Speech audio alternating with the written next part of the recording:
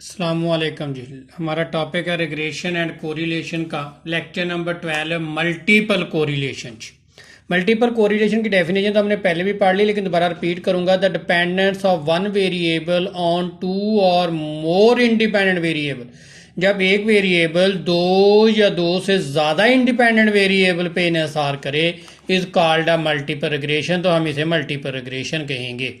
General model क्या है multiple regression का? y is equal to alpha plus beta one X one I beta two X two I plus up to so on beta K या beta N X N beta N X N I plus epsilon I. अब आपके पास Y आई क्या है जी? Dependent variable. ठीक हो गया जी। आपका dependent alpha क्या है जी? Y intercept. वाई इंटरसेप्ट क्या है? जब एक्स की सारी वैल्यू जीरो हो जाए उस वक्त जो वाई की वैल्यू आएगी is called an Y intercept.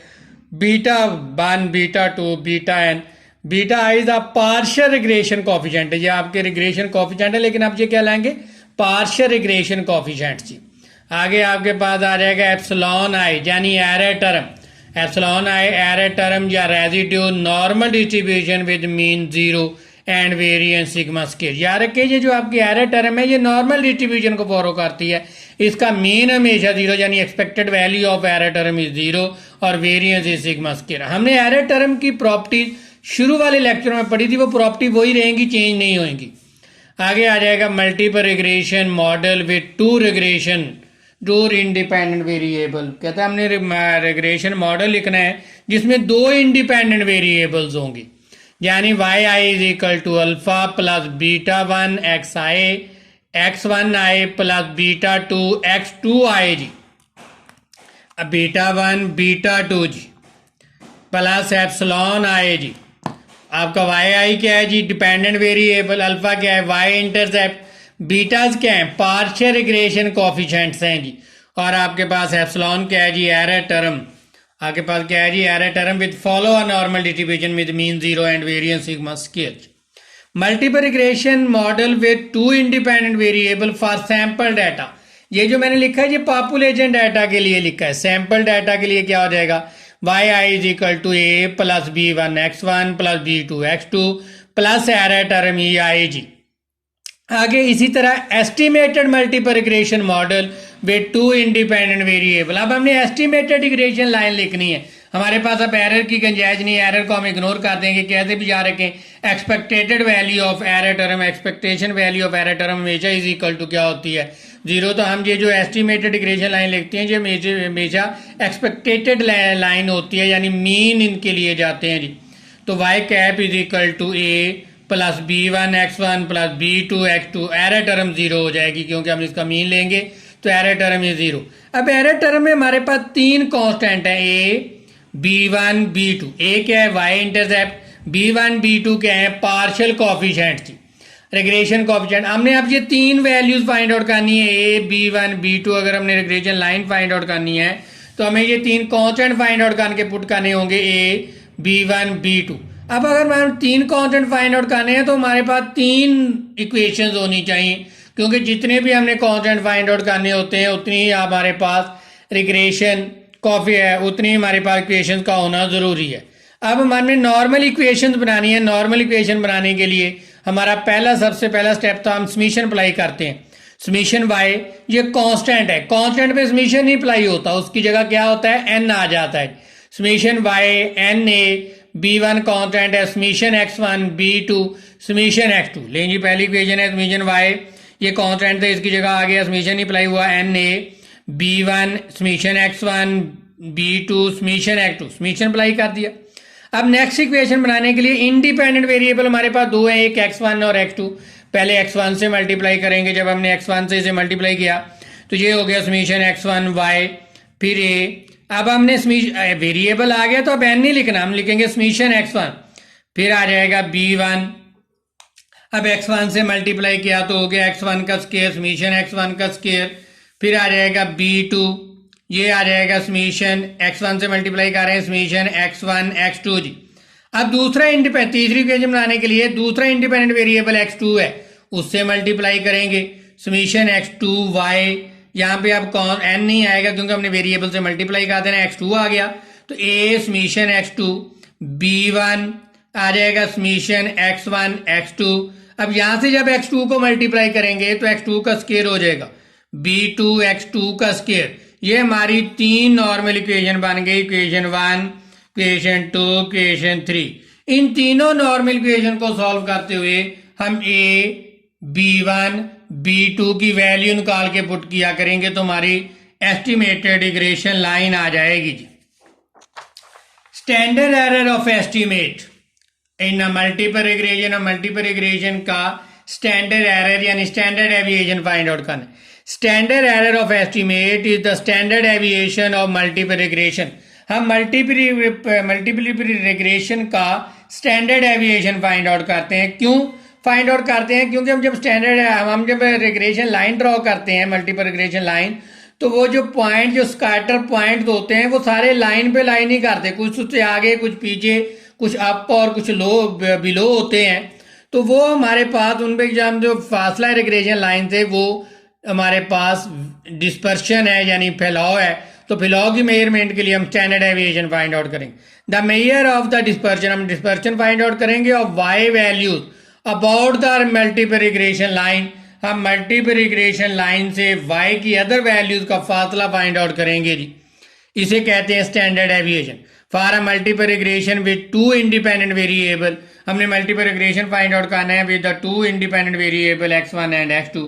It denoted by standard deviation y on x1 x2 under root summation y minus y cap का स्क्वायर ओवर n माइनस 3। हमारे इंडिपेंडेंट वेरिएबल 2 है तो क्या आ जाएगा n-3 जी।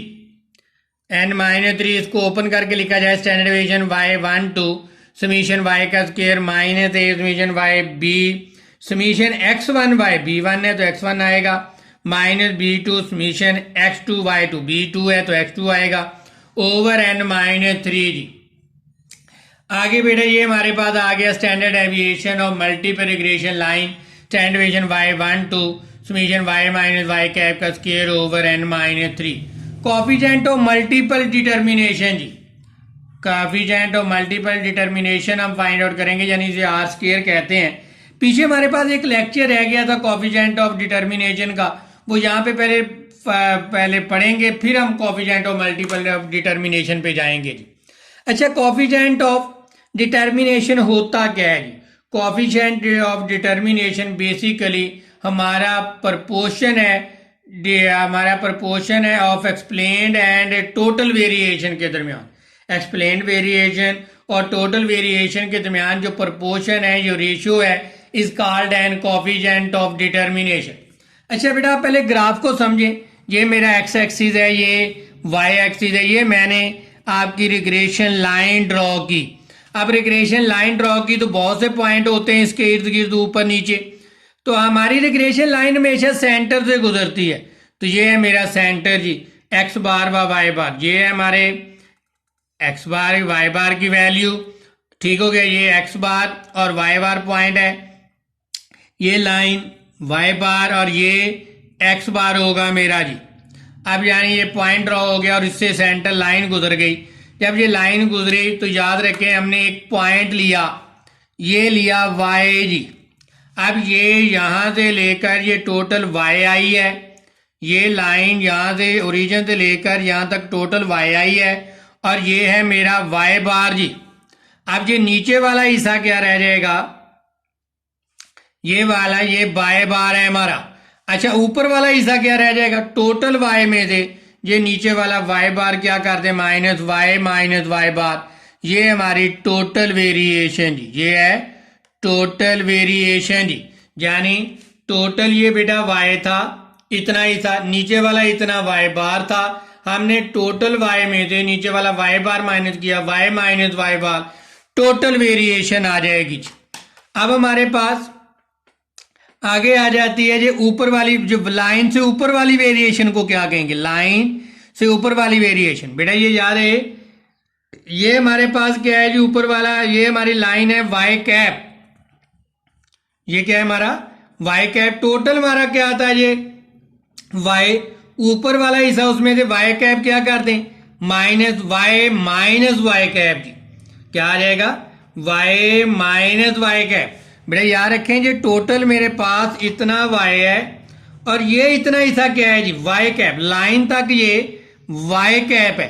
तो हमने जो ऊपर वाला हिस्सा फाइंड आउट करना है, तो y में से ये नीचे वाला सारा y कैप क्या कर देंगे जी लाइन तक y कैप माइनस कर देंगे y माइनस वाई कैप। ये हमारी जो y माइनस वाई कैप है ये अनएक्सप्लेन्ड वेरिएशन है जी। और इस लाइन से जो नीचे y बार तक की वेरिएशन है ये हमारे पास एक्सप्लेन्ड वेरिएशन है जी। इसे क्या कहते हैं एक्सप्लेन्ड वेरिएशन। यानी देखें बेटा ये यहां से यहां तक तो y कैप है, लाइन से लेकर ओरिजिन तक ये y कैप है, और ये यहां से लेकर यहां तक क्या था y बार।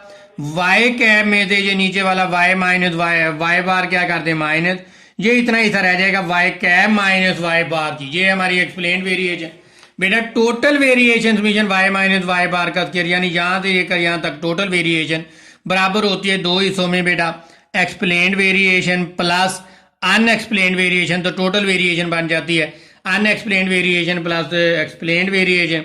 अनएक्सप्लेन्ड वेरिएशन का फार्मूला था summation y minus Y cap का स्क्वायर प्लस एक्सप्लेन्ड वेरिएशन क्या हो जाएगी summation y minus Y bar का y cap minus Y bar का स्क्वायर जी। तो हमारे पास जो कोएफिशिएंट ऑफ डिटर्मिनेशन का फार्मूला है वो है एक्सप्लेन्ड वेरिएशन, यानी y summation y cap minus Y bar का square over total variation y minus Y bar का होल स्क्वायर। अच्छा कोएफिशिएंट ऑफ डिटर्मिनेशन अगर 1 में से माइनस कर दिया जाए तो ये फार्मूला भी आ सकता है जी r is equal to R square is equal to 1 minus unexplained variation over total variation. कहता है कि अगर आप 1 में से माइनस कर दें 1 माइनस कर दें तो फिर बेटा आपके पास ऊपर एक्सप्लेन्ड वेरिएशन थी ना, अब अनएक्सप्लेन्ड आएगी 1 minus unexplained variation over total variation. 1 minus आपके पास अनएक्सप्लेन्ड वेरिएशन का फार्मूला था summation y minus Y cap का square over summation y minus Y bar का square. Coefficient of determination always lies 0 to 1, ये हमेशा 0 to 1 के दरमियान लाई करता है।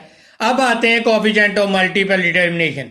जिस तरह कोएफिशिएंट ऑफ डिटर्मिनेशन था इसी तरह coefficient of multiple determination R square y 1 two summation y minus Y bar का square over summation y minus Y bar का स्क्वायर, यानी explained variation over total variation. अगर 1 में से माइनस कर दिया जाए तो ये आ जाएगा summation y minus Y cap का square over summation y minus Y bar square, यानी 1 minus unexplained variation over total variation.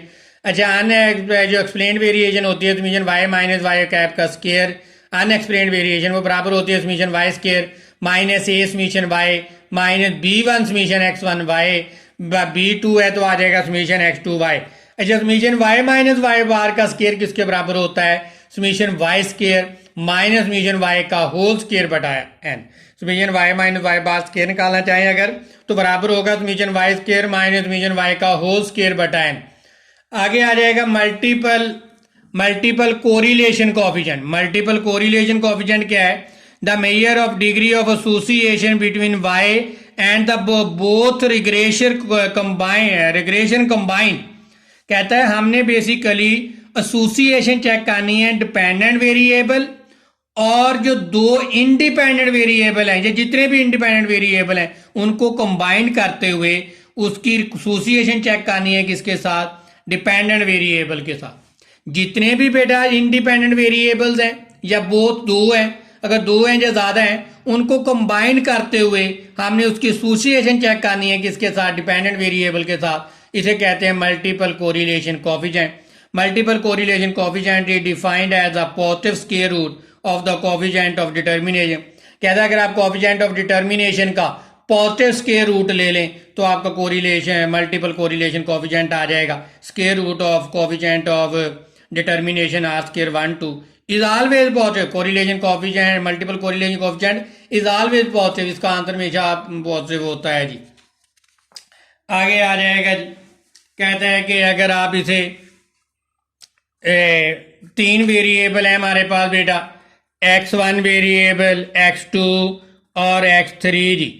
अगर आप x1 को डिपेंडेंट वेरिएबल रखते हैं और 2 और 3 को इंडिपेंडेंट वेरिएबल तो याद रखें हमने कोरिलेशन फाइंड आउट करते हुए फार्मूला क्या लगाना है, R12 का स्क्वायर प्लस R13 का स्क्वायर माइनस फिर सारे 1 2 1 3 2 3 ओवर जिसको आपने दो इंडिपेंडेंट वेरिएबल हैं वो नीचे आएंगे 1 माइनस 2 3 का स्क्वायर जी।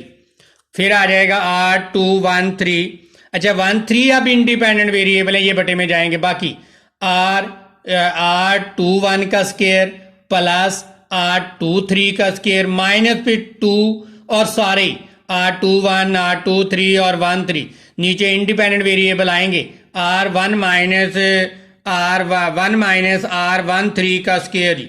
आगे आ जाएगा R3, अब आपका 3 डिपेंडेंट वेरिएबल है, X3 डिपेंडेंट वेरिएबल है और 2 और 1 जो है वो इंडिपेंडेंट वेरिएबल है जी। 1 और 2 इंडिपेंडेंट वेरिएबल है। अच्छा जी 1 और 2 अब नीचे आएगा 1 माइनस R12 का स्क्वायर जी, ऊपर आ जाएगा R31 का स्क्वायर प्लस R32 का स्क्वायर माइनस सारे माइनस 2 3 1 3 2 और 1 2 जी। याद रखें R12 बराबर होता है R23 के जी, एक ही बात है। अब आपके जो वेरिएबल जी और R13 बराबर होता है R31 के, R23 बराबर होता है R32 के जी। आगे आ जाएगा जी पार्शियल कोरिलेशन। पार्शियल कोरिलेशन क्या है, द लेट देयर बी 3 और मोर एसोसिएटेड वेरिएबल, 3 या 3 से ज्यादा एसोसिएटेड वेरिएबल हैं जी आपस में, then the ordinary correlation between 2 of them. हम सिर्फ 2 के दरमियान कोरिलेशन चेक करना चाह रहे हैं, वैसे तो हमारे पास 3 या 3 से ज्यादा वेरिएबल है, then the ordinary correlation between 2 of them, हम सिर्फ 2 के दरमियान कोरिलेशन चेक करना चाह रहे हैं। For the fix value for the other, उनके जो जिन 2 के दरमियान आपने कोरिलेशन फाइंड आउट करनी है सिर्फ वो रखेंगे, बाकी सभी वेरिएबल्स को क्या सपोज कर लेंगे, फिक्स कर देंगे। Is called a partial correlation. कहता है आपके पास वेरिएबल 2 या 2 से ज्यादा हैं जी, 3 या 3 से सॉरी ज्यादा हैं, तो आपने सिर्फ 2 वेरिएबल के दरमियान कोरिलेशन फाइंड आउट करनी है। उन 2 वेरिएबल्स को तो वेरिएबल रहेंगे, बाकी वेरिएबल्स को क्या कर देंगे, fix the value of the other variable, बाकी जो वेरिएबल बचेंगे उनको वैल्यूज को क्या कर देंगे, फिक्स कर देंगे। Partial correlation coefficient, the partial correlation coefficient measure the strength of linear relationship between 2 variable. ये जो पार्शियल कोरिलेशन है ये 2 वेरिएबल्स के दरमियान लीनियर रिलेशनशिप चेक करता है। Consider the fact of the other variable as a constant, और बाकी जो वेरिएबल्स हैं उनके फैक्ट्स को क्या कर देना है, कांस्टेंट कर देना है, रिमूव कर देना है जी। अब correlation coefficient, partial correlation coefficient के फार्मूला देखें जी। Partial correlation coefficient between x1 x2, मुझे कोरिलेशन लेनी है सिर्फ 1 और 2 के दरमियान, बाकी x3 is a constant, x3 को क्या कर देना है जी, कांस्टेंट। ये देखें जी, मुझे जो जिनके दरमियान कोरिलेशन है वो पहले लिखने हैं, R12 जिसको आपने कांस्टेंट रखना है उसको डॉट डालते हुए 3 लिखना है।